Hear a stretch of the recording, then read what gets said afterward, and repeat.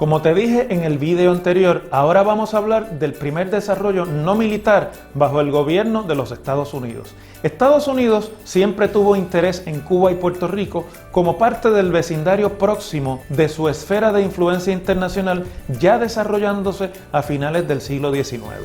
Por lo tanto, había habido propuestas del gobierno de los Estados Unidos para comprar a Puerto Rico como parte de una transacción con el gobierno español. Pero una vez se ocupa militarmente la isla, Estados Unidos tenía una dicotomía en cuanto a qué hacer con Puerto Rico, porque no se conocía a Estados Unidos como una nación teniente de colonias, y Puerto Rico, junto con otras en el Pacífico, se convirtieron en las primeras posesiones coloniales de los Estados Unidos. Había una pelea interna en el gobierno de los Estados Unidos en cuanto a cuál debía ser el talante de ese primer periodo de dominación norteamericana. Dentro del Departamento de Estado había un grupo que defendía que Puerto Rico tuviera instituciones democráticas de gobierno a la usanza de lo que ya se había logrado bajo la Carta Autonómica. Pero pesaba más en el ánimo de la administración McKinley, entonces en el poder en los Estados Unidos, las recomendaciones del Departamento de Guerra, hoy Departamento de la Defensa, que había perpetrado la invasión militar. El Departamento de Guerra recomendaba un gobierno de alto control por parte de la Casa Blanca en el que los puertorriqueños tuvieran la mínima participación posible.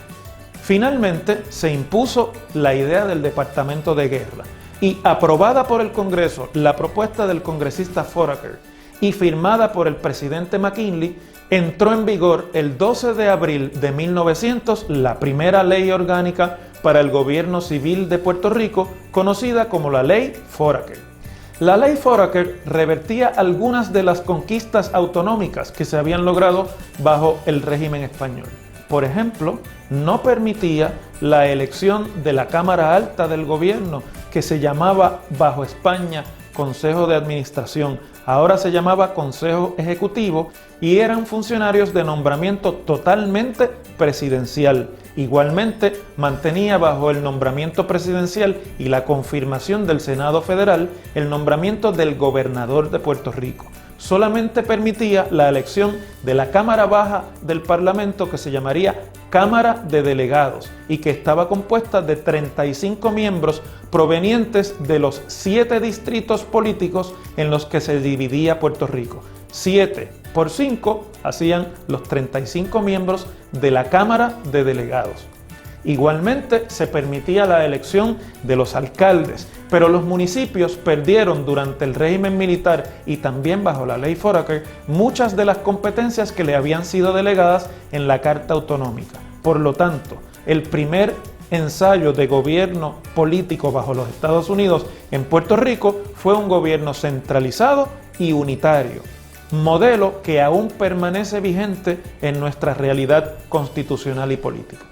Repasemos las disposiciones de la Ley Foraker.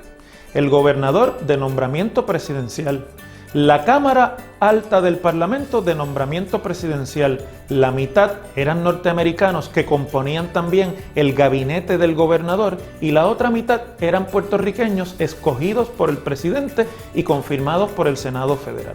La Cámara Baja o Cámara de Delegados de elección popular. Puerto Rico, a diferencia de la Carta Autonómica, perdía toda oportunidad de expresar diferencia con los acuerdos económicos a los que llegara Estados Unidos, poder que se le reservaba al gobierno federal. Igualmente, se estableció un sistema judicial unitario. Se estableció también la Sala Federal del Sistema de Tribunales de los Estados Unidos, que todavía se conoce como el Tribunal de Distrito de Puerto Rico. Y se estableció un Tribunal Supremo Local de nombramiento presidencial y confirmación por el Senado Federal.